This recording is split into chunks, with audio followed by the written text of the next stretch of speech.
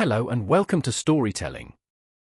The 39-year-old, gorgeous mother of my 2 daughters and the love of my life told me that she was going out on a date with a work friend tomorrow night, after 20 years of marriage. When Helen and I got married, we were teenagers. She became pregnant with my daughter when we had been dating for less than a year. After 7 months of marriage and much love, we welcomed Christy into the world. Our marriage has been amazing and filled with love, and our 2 lovely children adore their parents. I launched my own landscaping company, which grew to be a multi-million-dollar enterprise and gave us the means to lead amazing, satisfying lives. Never in a million years did I think my wife would say something like that. Sitting with a glass of scotch on the couch, it struck me like a ton of bricks. She went on to say that she's been depressed and unhappy ever since the kids left for college. We seemed to have the ideal marriage, so hearing this news devastated me.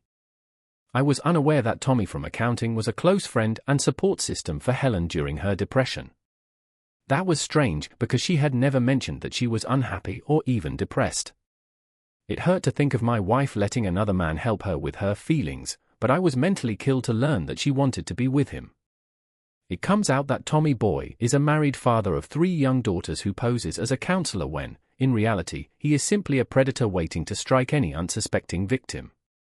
Tommy finds it easy to target attractive married women because he knows they are unattached and vulnerable. John, I hope you understand that I have to do this for myself, but I can't do it behind your back.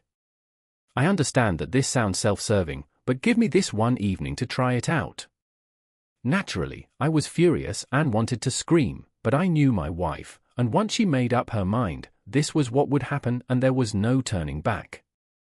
After she concluded her statement, I just stared at her while she sat alone on the love seat across from me, nervously. There was an unbearable silence because I wouldn't let myself talk. Rather, I stood up and quietly finished my scotch before heading out of the room. John, pay attention to me. Put an end to your whining and immature actions. I had to let you know that this was happening before taking any action. I promise not to be unfaithful to you, and I want you to be aware of everything. I promise never to lie to you, sweetheart, we've always been sincere with one another. I stood there silently staring back at this woman, giving her what must have been the look of death as I watched her curl up into a ball and put her knees to her chest. I went upstairs to our bedroom and packed enough clothes and toiletries for 2 days. Then, once more silently, strode past Helen to my car in the garage. She trailed behind, wailing aloud as I passed by. John, please don't leave. Everything will work out. That's all it is, a single date, and it will end after just one evening. After 20 years, you can definitely give it to me. As I drove away, I shook my head, not believing what she was spitting out. That Thursday night, I paid $100 per night to check into the Ritz-Carlton, and I couldn't have cared less. I was going to enjoy my accommodations if I was going to be in pain. The texts and calls came in right away, and I blocked her number after she texted me back once. I just sent a message, I will not be in contact with you until I come back home on Saturday. Those words undoubtedly hurt her deeply after her betrayal. I told security not to let my wife inside the building and instructed my secretary to block any calls from her the following day at work. I had already made a plan, and I was not going to let it change. My name is John Casey, and I'm a do. I'm referred to as the man in charge, the guy who gets things done, both at work and among my friends. People look up to me as a leader because they trust that I keep my word. I turn into the submissive, easygoing guy at home, ready to please and escape my macho alter ego. For the past 20 years, it has worked, but it appears that I underestimated the impact. Looking back, I should have been a more uncompromising and demanding person at home. But I made my wife the queen because I loved her. When I first read this quote, I remember laughing, but now I don't laugh as much. Treat her like a queen, and she will treat you like a servant. Those words came to pass, but I refused to allow that to happen. I asked my brother, a Miami detective, for assistance over the phone on Friday morning. After I explained what I needed, he called a private investigator who happens to be one of his associates, Peter Clift. Sergeant Davis here, Peter. Hey buddy, Why are you doing? I'm talking to my brother on the phone, and he needs your assistance right now. Tonight, yes tonight, I need you to have one of your men follow his wife. I'm calling in a favor. We have to find out who she is with, and please provide me with as much background on this man as you can. I want you to run his plates by Saturday morning, get his home address and phone number, and text it to me this evening. You know what we need, some pictures of the couple. That can be handled tomorrow. But all we want tonight is this man's information. Davis, I know it's short notice, but I promise to fulfill my huge debt to you. You want the remaining pictures and items we unearth tomorrow, and you want the PS phone number and address as soon as possible tonight? What do you want me to work with, exactly? Indeed, that's what we require right now. I will forward the wife's address, her departure time, and her date's first name. This shouldn't be too difficult for you, my friend, as I've been informed that Tommy, who works with her at Broker Unlimited, is involved. You'll need a man outside the house before 5 p.m. to follow the wife when he picks her up. His wife gets home at 5 p.m., but we're not sure what time the date starts. All we require is that. Give me the wife's address, and I'll handle this on your behalf, my friend. John paid close attention to what his brother was saying and grinned when he disconnected. His scheme was taking shape, and he was going to surprise his unwary, unfaithful wife. John's plan required quick thinking because time was of the essence. John was therefore going to visit Tommy Boy's wife during the cheating couple's dinner and explain what was going on and where their spouses were at that precise moment. He asked his longtime friend Joe, who he was calling next, for the number of the escort service he used. Joe was never going to get married again after his nasty divorce. It was now clear to John why he used escorts to satisfy his erotic desires. Just sex, no cheating, and probably far less expensive than a cheating spouse. He was able to set up an overnight date with a young, attractive blonde after the call proceeded smoothly. Given the peculiar circumstances, he extended his tip to $1,000.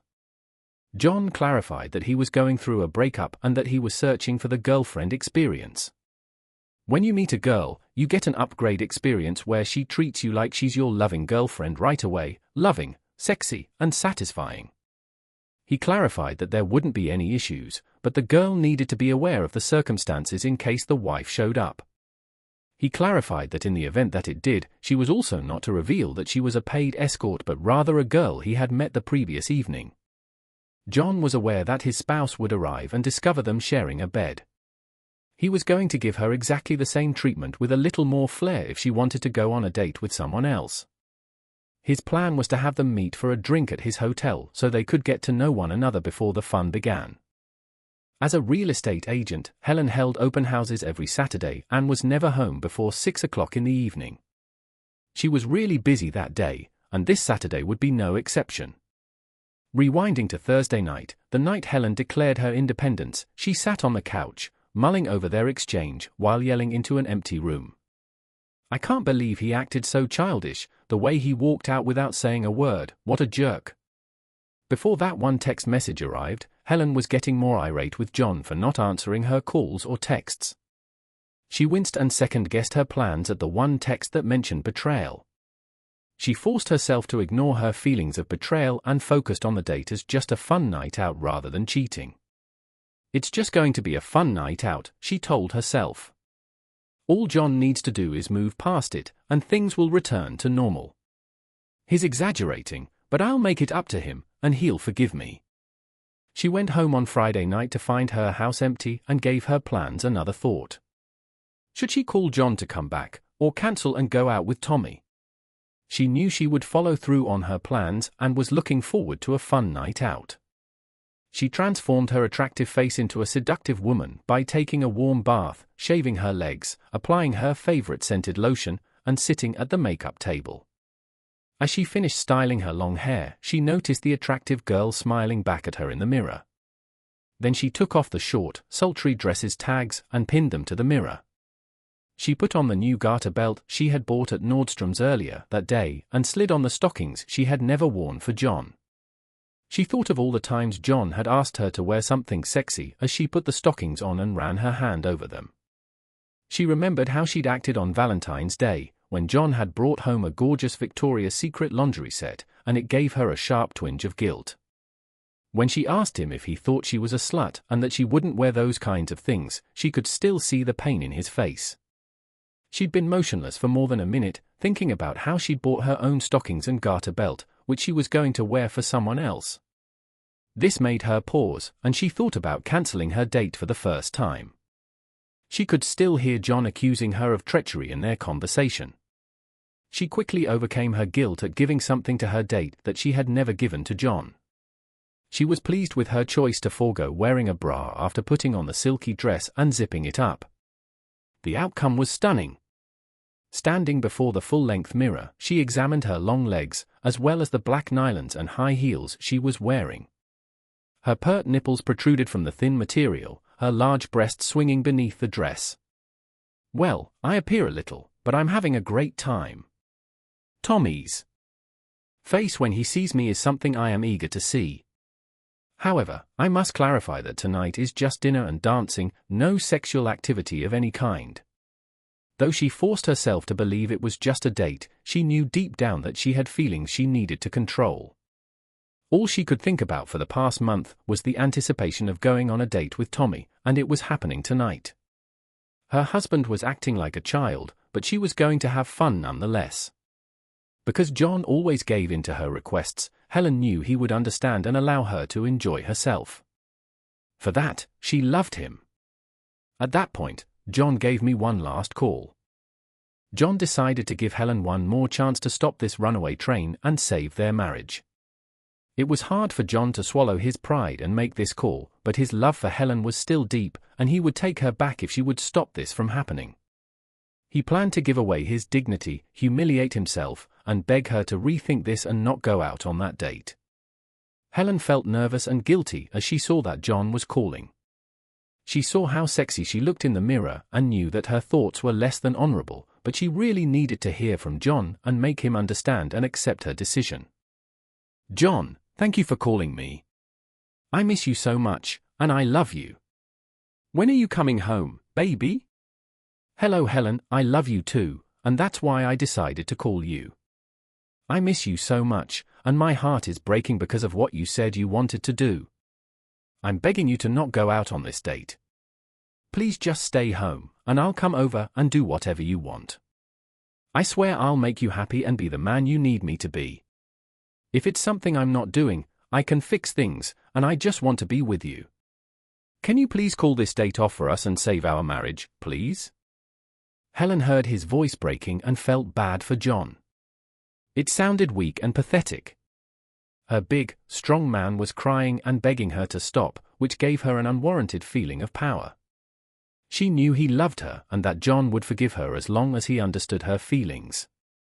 Their history together, along with their children and his love, was too strong, and she knew they would be together forever. "Oh, John, I love you so much, and I can't wait to spend the rest of our lives together. I need to do this tonight, and it has nothing to do with our love for each other. This is just one night for me to get out and do something foolish. Please understand and give me this one time, and I promise I'll be yours again forever. I know you're hurting, and I'm sorry for that, but you're making much more out of this than what it really is. I am just having dinner and some drinks with a friend, that's all. Nothing is going to happen, and I'll be home tonight. Love endures forever. I know you will understand this when it's all over. Tomorrow we will talk, and you can reclaim me as your wife. I love you, John, but I have to go," she said with tears in her eyes. She wanted to get off the phone but heard her husband pleading. As she ended the call, she wiped her eyes, being careful not to ruin her makeup, and looked at herself in the mirror and spoke to her reflection. "I'm sure he thinks I'm being her about this, but John, I'm sorry. I have to do this for me. Please don't be mad." She fixed her hair, touched up her lipstick, sprayed on her perfume, and tried to get John out of her mind. Back in his hotel room, John heard the call and just stared at his phone. John wiped his eyes and felt the anger again build inside. He had just begged and pleaded with his wife not to go on this date, and she basically told him it was happening and that tomorrow all would be good. being an understanding husband, a feeling of grief overwhelmed him as he realized at that moment that he had lost her, the only woman he had loved and been with for the last 20 years. Peter, the PI, was in his white van across the street from their home just before 5 p.m. and watched Helen pull into the garage. An hour later, he watched as a car pulled into the driveway.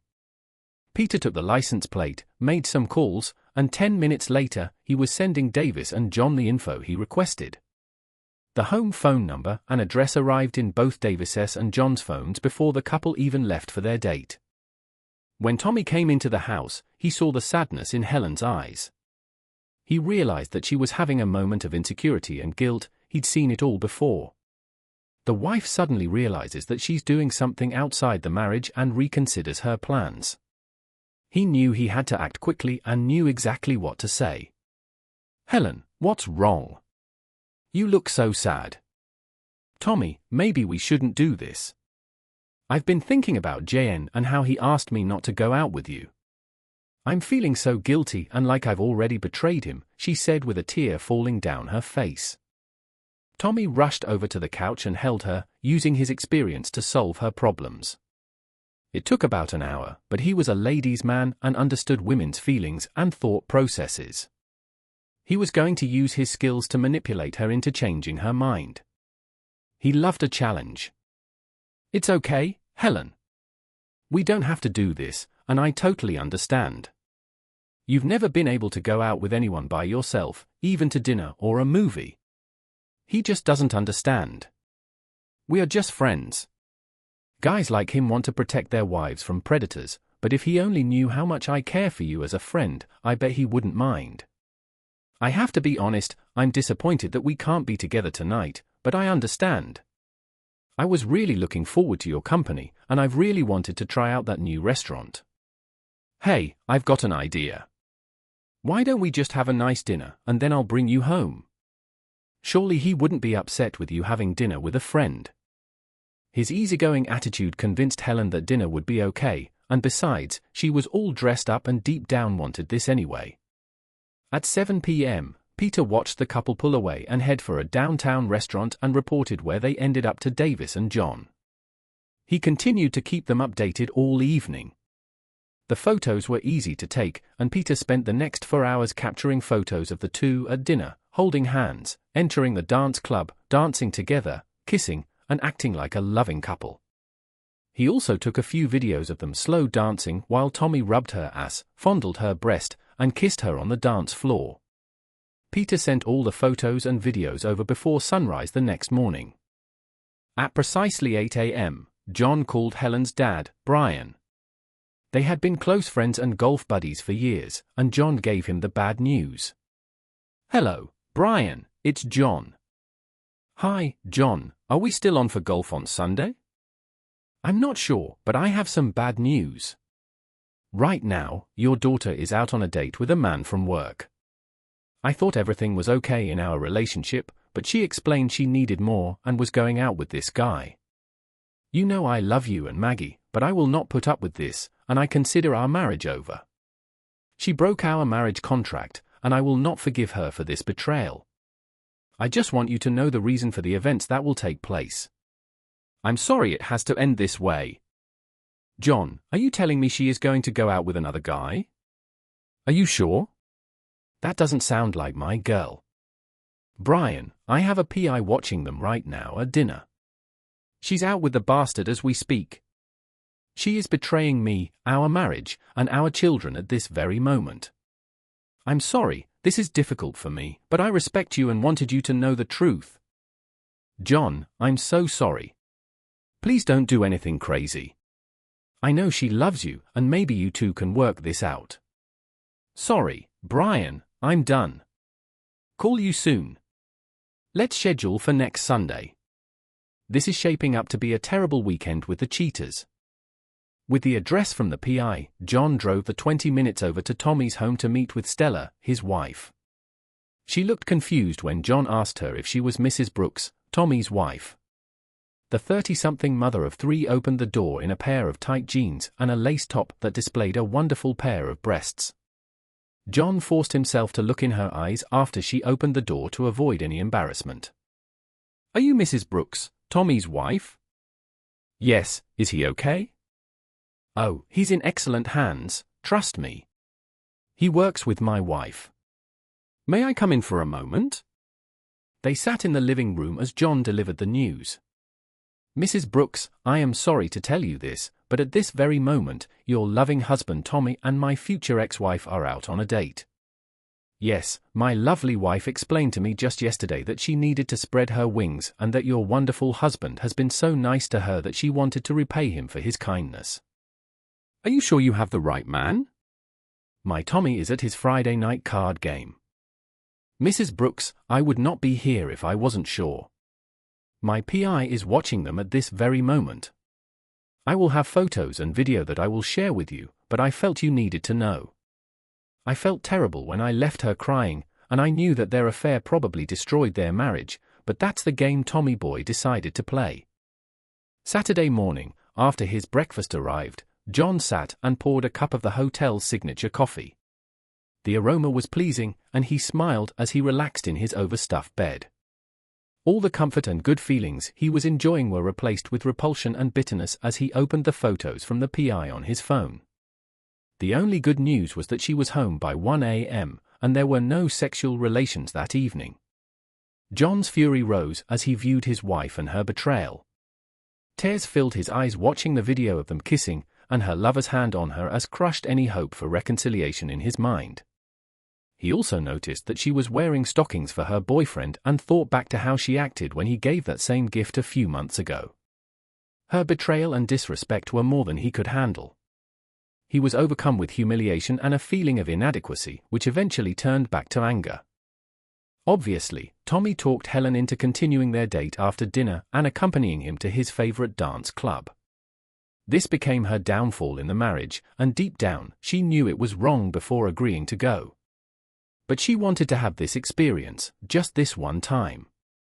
With tears in his eyes, John felt a sadness he had never experienced before. He cried when his mom died and shed tears for some of his friends that had passed, but this was a soul-gripping pain he had never known existed. As he watched the video for the third time, pausing at the moment Tommy was rubbing her ass and allowing her stockings to be seen, he yelled out to no one, "You will pay for this." He considered everything and thought to himself, she may not have had sex with the bastard, but what she did was unacceptable, disrespectful, hurtful, and a complete betrayal of our marriage. Saturday afternoon at 2 p.m., he met Candy at the hotel, and they spent the next 2 hours getting to know each other. John made it clear what he was looking for, and Candy was the perfect choice for his plan. They were back at his home a little after 4 p.m. and were in his bed by 5 p.m. Prior to getting into bed, John positioned the note that he had prepared for Helen, which read, "Helen, last night you broke our marriage contract and wedding vows, not to mention my heart. From the moment you broke that contract, I no longer consider us married.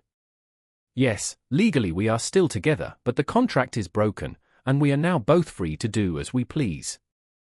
I plan to take the master bedroom as this is my home. You are welcome in any of the other rooms in the house, but are no longer welcome in my bed. Your clothes and things are in the guest rooms. Please honor my personal space. You got what you wanted, your freedom, and now I have mine.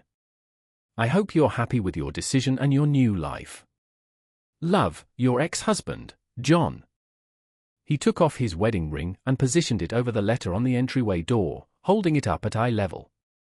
He took one of his collector knives and put the blade through the center of the ring, through the letter, and buried it deep into the wooden door. This would be the first thing Helen saw when she came home that evening. At 6:10 p.m., when Helen came home from work, she noticed the knife in the door and was concerned at the sight. Obviously, something like that would send a chill to a normal person. She approached the door slowly, looking around for anything else out of place. When she got closer, she saw the note that was addressed to her with John's wedding ring.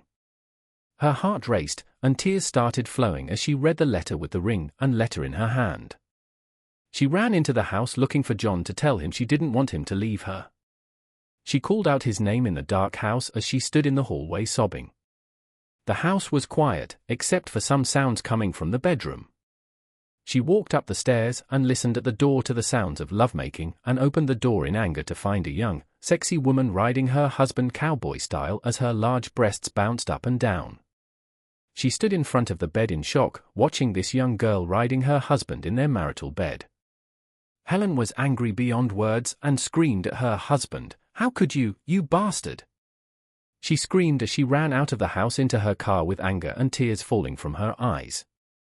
She drove over to her sister Mary's house. After she got there and was able to stop crying, she explained to Mary how she caught her husband in bed and didn't know where else to go. Her sister tried to console her and calm her down. "That doesn't sound like John. Of all people, I would never think he would cheat on you. He always showed so much love for you and respected you more than any other man I know. I was always jealous of the attention and affection he gave you. This doesn't sound like him. Did anything else happen? What do you think caused this?" Helen, crying, she spoke in a low voice, "I don't know, maybe it's because I went out on a date last night, that's all I can think it could be." "What do you mean that you went on a date with whom?" "Just a guy from work. It wasn't anything sexual, just dinner and some dancing." "Sis, let me get this straight, you went out with another guy last night, had dinner, and went dancing while you left your husband alone at home. Do I really have that right?" "Well, yes, but you're making it sound bad. Are you crazy? Do you really think a man like John would be okay with you going out with another guy?" I told him it was just a night out and had nothing to do with sex, just to have some fun. "Holy, you're a dumb, and I can't believe you're related to me. Now I totally understand why he has a girl in his bed, and to tell you the truth, I don't blame him." Sobbing even more now, she held up the note that was on the door and handed it to Mary. "Oh, Helen, you messed up big time. You may have lost your husband and ended your marriage out of selfishness and stupidity. Look, you can stay here tonight, but you have to go back to him tomorrow and straighten things out. I'll call him later and ask him to let you talk with him tomorrow, but I'm not sure it will make a difference. You need to prepare yourself for the worst, sis. I know my husband would kick me out on my ass for a stunt like that, and John is much more committed than Tom." Helen spent the night alone in Mary's guest room and cried into the late morning, getting very little sleep. Mary texted John and asked him to call her right back. John always liked Mary and knew why she was calling, so he returned her call. "Hi Mary, what's up?" "Hello John, my stupid sister is here and explained what she did and the events at your house tonight. I certainly don't blame you, and I have to say that was a fast little revenge you did there with a short life. Yep, you know me Mary, I don't put up with." "I know, John. Look, I know she messed up, but she's a wreck and I can't handle her like this. You two need to talk this out tomorrow. I don't know if you're really kicking her out, and I wouldn't blame you, but if she hasn't slept with this guy yet, you might consider trying to work this out. Maybe some counseling, or maybe we get Helen some shock treatment for her defective brain. Anyway, please let her come back and talk tomorrow." "Mary, of course, she can come back. This is still her home, and I didn't kick her out. She just won't be with me while she's here. I'm not upset or mad any longer, my anger has been replaced with a deep hurt from her betrayal. I'll let her talk, but no promises about the future right now. I hate this woman as much as I love her. The pain is in control of my feelings and emotions at this moment. It would take a miracle for me to want her back, but you know that already. You're the smart one in the family. God, I can't believe my sister thought you would be okay with her going out with some other guy. What an idiot. Be patient and just know she loves you. Hopefully, she didn't go too far with the idiot she was with. Send her home whenever she wants. Bye John, you're my favorite, you know. I know. Love you." Sunday noon, I came back from the gym to find Helen's car in the driveway and her sitting at the kitchen table. She tried to put on a smile and said, "You know, we're not getting a divorce. We can work this out because we love each other." I kept silent, got a cup of coffee, and sat across from Helen, who was nervously rubbing her hands together on her lap. I took a few sips and then looked up at her, and I finally broke the silence. "Helen, that's okay with me. I don't care if there is a divorce or not because our marriage was dissolved as soon as you violated our terms. I no longer see us as a couple, and just like me, you are free to go out and be with whoever you want. The only things that will alter are that you won't share my bed with me and that we won't engage in sexual activity. John, you went out with your boyfriend at the end of the night. He's not my boyfriend, and nothing happened, Helen. You took a man other than your spouse out on a date. You got all dolled up, went to supper, held hands, gave him a rub down, kissed him, and spent our time together. That, you see, is the issue. What you did was insignificant to you, but it meant everything to me. Our marriage ended because of it. Thus, you succeed. If a divorce is what you desire, then no. No, a divorce is not what I want. I'll be back in your bed in no time. Not at all. Have you finished? I won't put up with the little you were with. That made me laugh out loud, thinking it was funny. Not me, but you violated our marital agreement. The moment you agreed to go on a date with your boyfriend, you abandoned me. The moment you left your marriage behind and got into his car, you set me free. I don't plan on ending my relationship with Candy. She's attractive, fun, sultry, and young. She's a fantastic lover and her ass is tight.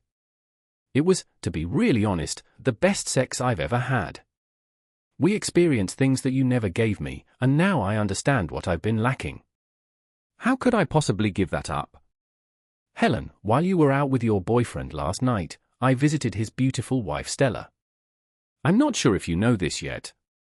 Were you aware that they have 3 adorable kids? Never mind, you were out with your lover boy and I'm sure you didn't even think about that. In any case, she shared with me some fascinating facts about Mr. Nice Guy. Did you know that in the past year, Stella has caught him with 3 different women? She also informed me that the last married wife he cheated on and forced to file for divorce was Jessica Wilson from your office. Although Stella told me she was done, your Tommy boy has quite the history. She claimed to have at last understood that a cheater who once cheated, always cheated. I suppose you now fall into that group as well. It seems like you and Tommy boy were successful in severing the bonds of 2 families with 5 children, but I'm not a cheater and I wouldn't know. Still, I think you could have found a better lover to cheat on me with. Well done. She was shocked by it, and it was evident to me how she came to terms with the fact that the man she had chosen to take a chance on marriage was just another sleazy hookup prospect. She was horrified to learn that Tommy had destroyed other families and was furious with herself for being so foolish. She yelled at her husband, John, out of control because she was so furious inside. You need to quit saying that he's my boyfriend. It's unbelievable that you went to her house and revealed to her that he was having an affair. It was just dinner, my God. You genuinely hurt people and are cruel. What about you sharing my house with another woman? Is not pardonable. That needs to end. It was merely a meal. Did you forget about the club's lewd kissing, fondling, and dancing? Stella can use the copies of all the pictures and videos I promised her when Tommy tries to tell her it was just dinner, just like you did to me. I understand that while you may not consider that to be cheating, to the majority of the public, it certainly is. It is a betrayal to give yourself to someone outside of your marriage. When is it going to finally seep through your thick skull? So you believe that I'm unkind and hurtful? How would you characterize what you did, I wonder? Tender and considerate? You don't have to be here if you can't accept that I won't give up my time with Candy. No, John. I want you to be with me and stop seeing her. I swear to you that I won't see anyone else. Make a vow? Oh, you swear? That's funny, I see. You said that you would be my wife and that you would reject all other women, but didn't that promise fall flat? Helen, in my opinion, you have the option to leave or file for divorce if you are unhappy with the arrangement. Maybe you can go move in with your lover because he will need a new place to live too. I think the 2 of you are worthy of each other. You could live with your sister Mary, or you could stay here. She would absolutely adore having you move in.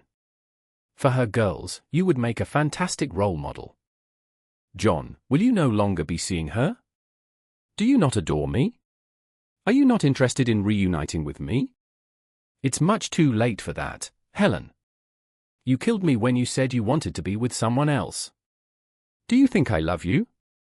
I have a lot of love, but not enough trust. I wonder if I will ever be able to love and trust someone who can let me go so easily. You went ahead and did exactly that, even though a true man would never permit his wife to be with another man. You announced to me that you wanted to be with a man outside our marriage, and that you were going to do it no matter what I said. You will also have to put up with my desires now that you have allowed me to enter our marriage. And at the moment, I want to be with Candy, a young, attractive woman who takes care of me in ways I could never have imagined. It must not feel good to see me content with another woman, does it? You will now experience some of my suffering since you will be reaping what you sowed. However, payback is a but. Unfortunately. Furthermore, you have the final say on divorce. We can stay together as roommates and see where things go, or you can just give me the go-ahead, and I'll have divorce papers ready in a week. It's your call, my love. Makes no difference to me, I declared in a firm voice. She was not going to challenge me right then and there because she knew how serious I was. I took Candy home and into my bed every weekend for the next month. We were having amazing sex multiple times a day.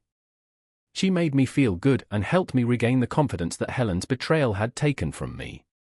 Her shave was pure heaven. Helen begged me to stop seeing Candy because she detested weekends, but I carried on with the fun. On Saturday night, Helen departed as soon as Candy and I arrived home, and she didn't return until after Candy had left. Helen and I had agreed that I would text Helen when Candy departed. Although I had to admit that I was enjoying the sex as much as Helen's suffering, guilt was beginning to seep back into my mind. The next week, I realized there was no true intimacy and that the money I was spending was becoming a bit excessive, and it was just sex with Candy, albeit great sex. On Sunday night, after Helen returned, I told Candy that I was going to stop seeing her for a while and that I was going to start looking for another girl. Helen pleaded with me to forgive her and to stop seeing other women. She said that she is aware of her error and that I am the only person she wants in her life. Every week, you punish me enough, John. I had to watch this girl enter my house and spend time with the one man I truly care about. I can't take any more of the pain, and I won't tolerate seeing you with another woman. Give me a chance, please. I understand that I can't match that kind of girl, but I can still give you love and things that no one else can. Do you even know what that is, Helen, my dear? Being in love doesn't mean abandoning your partner and going out on dates with other men. No, I don't think you truly understand what love is, and as a result, you cannot give away what you lack. However, I'll let you know what I'll do. Until we receive some couples counseling, I refuse to date. Perhaps we can have a future together if we can work things out. She leapt off the couch, gave me a hug, and then kissed every inch of my face, ending with my lips. Ah, I'm grateful, sweetie. I'll make this right, I swear. Don't move so quickly. You have my forgiveness for what you did. Just one more chance from me before I kick your cheating ass. John, please stop talking like that. I know we will always be together because you love me. Please let me sleep with you tonight. She kissed me and said, "Not just yet, no. The picture of you kissing another man and allowing him to touch parts of you that were rightfully mine still haunts me every minute of the day. I can't stop seeing pictures of you with that guy in my mind. You have recklessly hurt me and ruined our marriage, and for that, I am incredibly angry. You're very lucky that our children are unaware of this. I wonder what impression their stepmother would have on them. I'm still upset with you for what you did, as you can see. Let's take things slowly and observe how the counseling goes." I scheduled a visit with Dr. Madison for that Tuesday, and I began the enjoyable process of going through the incident, the suffering, and the agony twice a week for the following 3 months. It was just as painful as the same old therapy nonsense you've read about in every other story. I was forced to relive the affair and then spend hours upon hours listening to all the nonsense. If only she had kept her end of our bargain, life would have been so much simpler.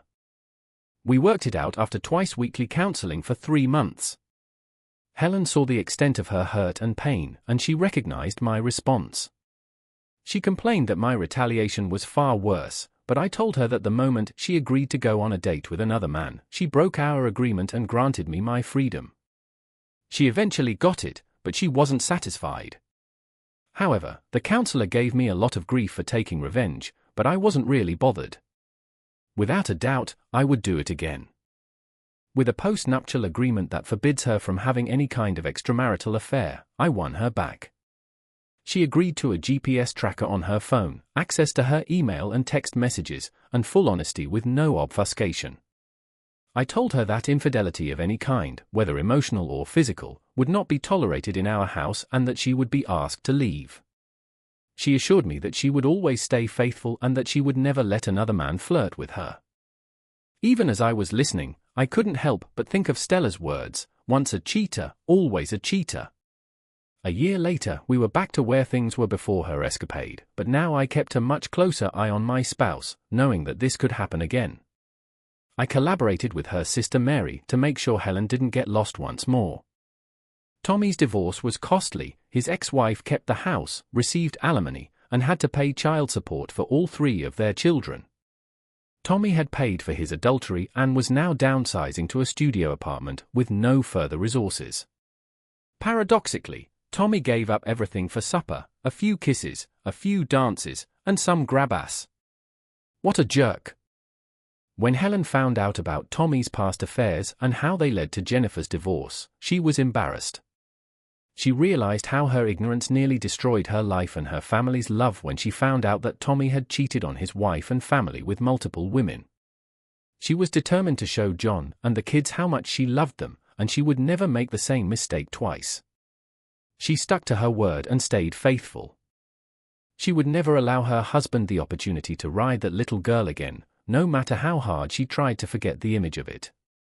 After all, he was her property. Unfortunately for Tommy Boy, having extramarital affairs can be costly pastimes. In addition, it could hurt if he had chosen the incorrect spouse. Luckily for him, John wasn't that man, but what if he had followed through with his wife? That would have been a whole different story at the end. The unwelcome cuckolds are funny because they never forget and eventually exact revenge. Tommy was about to get into Tommy's car in the pub parking lot one night, 2 years after Douglas, the reluctant cuckold, had filed for divorce from his wife Jennifer from Helen's office.